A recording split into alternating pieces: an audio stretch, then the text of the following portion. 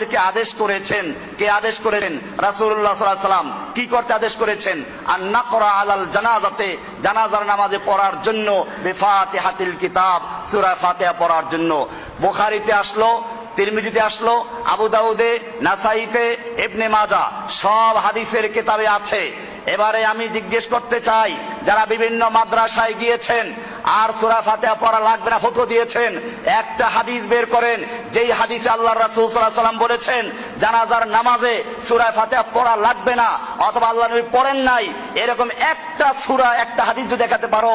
আমি তো মানুষকে গোমরা করে জাহান্নামে যাওয়ার জন্য আসি নাই, আমি নিজেও হেদায়েত চাই।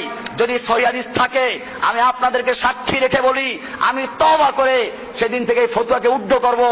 আর যদি কোন সহিহ হাদিস না থাকে, এবং ইনশাআল্লাহ কিয়ামত পর্যন্ত কোন সহিহ হাদিস সূরা ফাতিহা না পড়ার ব্যাপারে দেখাতে পারবে না, আমি তাহলে তাদেরকে বলবো আর ঘোরাঘুরি না করে কোন মাদ্রাসাওয়ালা কি বললো, কোন বড় হুজুর কি বললো, কোন পীর সাহেব কি বললো, সবগুলো বর্জন করে তোমরা তওবা করে আল্লাহ রসুলের তরিকা চলে আসো। পীরের তরিকা বাদ দিয়ে, আলেমদের তরিকা বাদ দিয়ে, ইমামের তরিকা বাদ দিয়ে আমরা কার তরিকা মানবো?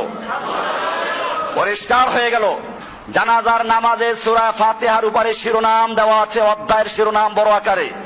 এরপরে লেখা আছে, ইমাম বুখারী বয়ান করছেন, হাদ্দাসানা মুহাম্মদ ইবনে বাশশারিন قال حدثنا গুনদুর قال حدثنا শুবা আন সাদিন আন তালহা আন قال صليت خلف ابن عباس رضي الله تعالى عنهما। হযরতে ইমাম বুখারী রাহমাতুল্লাহ বয়ান করছেন মুহাম্মদ বাশশার থেকে, তিনি গুনদার থেকে, তিনি তার ওস্তাদ শুবা থেকে, তিনি সাদ থেকে, তিনি তালহা থেকে, তিনি বয়ান করছেন আব্দুল্লাহ ইবনে আব্বাস রাদিয়াল্লাহু তাআলা আনহুমা থেকে। আব্দুল্লাহ ইবনে আব্বাস রাদিয়াল্লাহু তাআলা আনহু বলেন, قال صليت خلف ابن عباس, তালহা ইবনে আব্দুল্লাহ ইবনে আউফ, আমি আব্দুল্লাহ ইবনে আব্বাসের পিছনে জানাজা পড়লাম। ফাকরা বিফাতিহাতিল কিতাব, উনি সূরা ফাতিহা পড়লেন, ফাতিহাতুল কিতাব সূরা ফাতিহার নাম। قال لتعلموا انها سنة, জেনে রাখো এটাই হচ্ছে সুন্নাহ। আর সাহাবায়ে কেরাম যখন সুন্নাহ বলেন তার মানে হচ্ছে আল্লাহ রাসূলের তরিকা। পরিষ্কার হয়ে গেল। এটা বুখারী শরীফের হাদিস নাম্বার 1335। এরপরে আবু দাউদ শরীফের হাদিস নাম্বার 53 থেকে 55। এখানেও আবু দাউদ শরীফের শিরোনাম আছে, বাবু মা ইউকরা আলাল জানাজা, জানাজায় কি পড়তে হবে।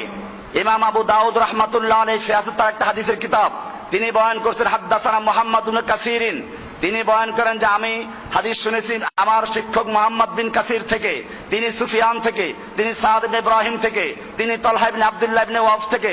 তিনি বলেন সাল্লাইতু মা ইবনে আব্বাস আলা জানাজাতিন, আমি আব্দুল্লাহ বিন আব্বাসের সাথে জানাজা পড়লাম। ফাকরা বিফাতিহাতিল কিতাব, তিনি সূরা ফাতিহা পড়লেন। ফাকালা ইন্নাহা মিনাস সুন্নাহ, তিনি বললেন যে এটাই সুন্নাহ, সূরা ফাতিহা পড়াটাই হচ্ছে সুন্নাহর অন্তর্ভুক্ত, এটা পড়তে হবে।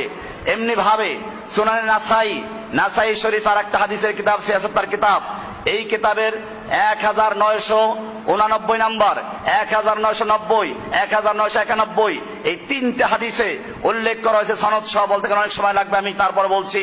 আখবারানা হাইসুম ইবনে আইয়ুব قال حدثنا ابراهيم وهو ابن سعد قال حدثنا ابي عن طلحه بن عبد الله بن عوف قال صليت خلف ابن عباس على جنازه فقرأ بفاتحه الكتاب وسوره وجهر, তিনি জোরে পড়ে শুনিয়ে দিলেন হাত্তা আসমানা ফালাম্মা ফারাগা আখাযতু বিয়াদিহি।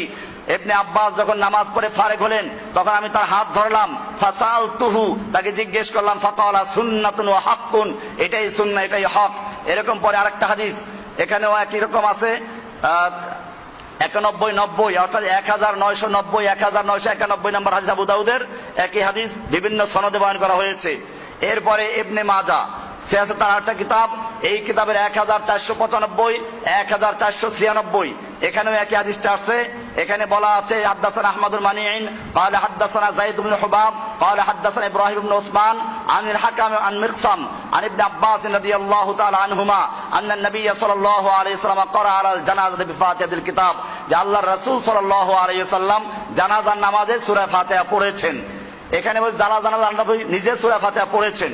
এরপরে হাদিসটা দেখেন, সেখানে বলা আছে হাদ্দাসানা আমর ইবনে আবি আসিম আন নাবিলু ওয়া ইব্রাহিম ইবনুল মুস্তামির قال حدثنا ابو عاصم قال حدثنا حماد بن جعفر العبدي قال حدثني شهر بن حوشب قال حدثتني ام شريك الانصاريه উম্মু শারিক আল আনসারিয়া বলেন ক্বালাত আমারানা রাসূলুল্লাহ সাল্লাল্লাহু আলাইহি ওয়াসাল্লাম আন নাকরা আলাল জানাজাতি বিফাতিহাতিল কিতাব। আল্লাহর রাসূল সাল্লাল্লাহু আলাইহি ওয়াসাল্লাম আমারানা আমাদেরকে আদেশ করেছেন। কে আদেশ করেছেন? রাসূলুল্লাহ সাল্লাল্লাহু আলাইহি ওয়াসাল্লাম। কি করতে আদেশ করেছেন? আন নাকরা আলাল জানাজাতে জানাজার নামাজে পড়ার জন্য বিফাতিহাতিল কিতাব সূরা ফাতিহা পড়ার জন্য।